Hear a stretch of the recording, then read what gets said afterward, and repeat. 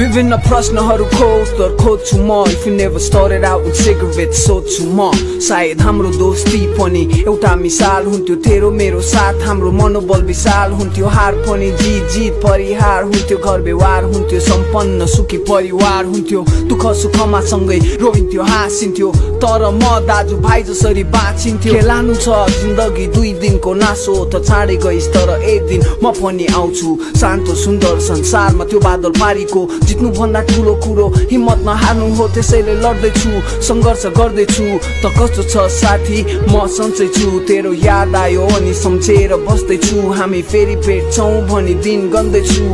नहोला संज्ञा छ तर म तर तेरो सम्झना यो मनमा छ साथ छोड्ने छैन भन्थ्यौ कहिले तर साथी निकै एक्लो छु अहिले